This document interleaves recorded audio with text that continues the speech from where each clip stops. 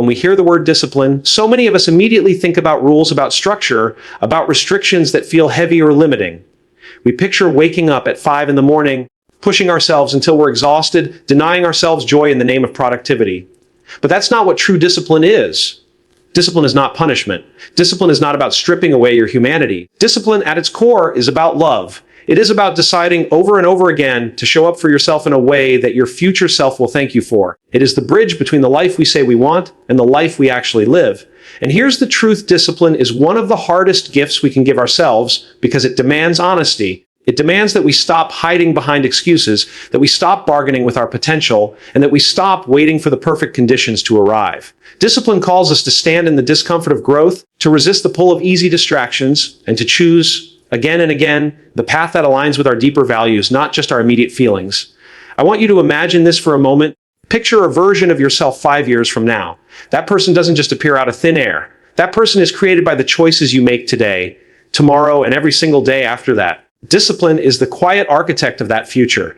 Every time you choose to follow through on a commitment instead of abandoning it, every time you honor the promise you made to yourself, even when no one is watching, you are laying another brick in the foundation of the life you're building. Without discipline, dreams remain dreams. With discipline, dreams begin to take shape.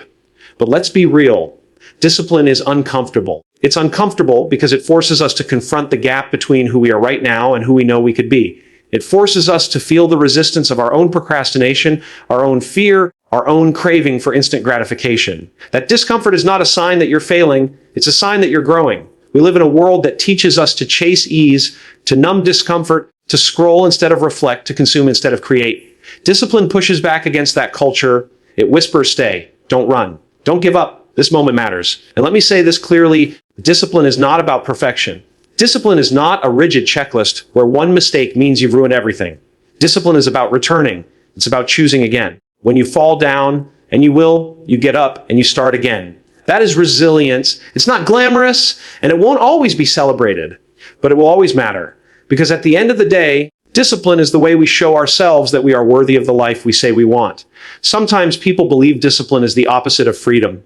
They think, if I discipline myself, I'm trapping myself in routines, in obligations, in a life without spontaneity.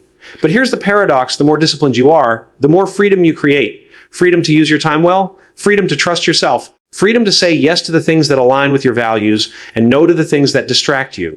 Discipline doesn't cage you, it unlocks you. It gives you the ability to actually live with intention instead of drifting on autopilot. And here's where it gets deeply personal. Discipline is not just about productivity or achievement or hitting milestones. It's about integrity. It's about being the kind of person who does what they say they'll do. When you keep promises to yourself, you build trust with yourself. And that trust, when it grows strong, becomes unshakable. It is the foundation of confidence, of courage, of every meaningful step forward. Without that trust, we build a life on shaky ground. With it, we stand tall even in the storms. Now, discipline is not easy. It will never be easy. There will always be mornings when you don't feel like getting out of bed. There will always be projects that tempt you to quit halfway through. There will always be moments when the comfort of giving up feels more appealing than the challenge of moving forward. But here's the invitation: do not confuse ease with peace. The easiest path rarely leads to peace. The disciplined path, though it may be harder, leads to a deeper kind of peace. The kind that comes from knowing you are living in alignment with your values, the kind that comes from knowing you didn't abandon yourself when things got hard. And so discipline is not a single decision. It is not a switch you flip one day and everything changes. It is a daily practice. It is a choice you make every morning, every hour, every time you're faced with that tension between what you want right now and what you want most. Discipline asks, which version of yourself are you feeding? The short-term comfort seeker or the long-term creator? The one who gives in to excuses or the one who leans into courage? As you think about your own life right now, I want you to ask yourself, where have I been avoiding discipline because it feels too hard, too heavy, too uncomfortable? And what would it mean to start small, to choose one place where you will show up differently? Because discipline doesn't have to start with giant leaps. It starts with one step, one choice. One moment where you decide to honor the promise you've made to yourself. That is the heartbeat of discipline.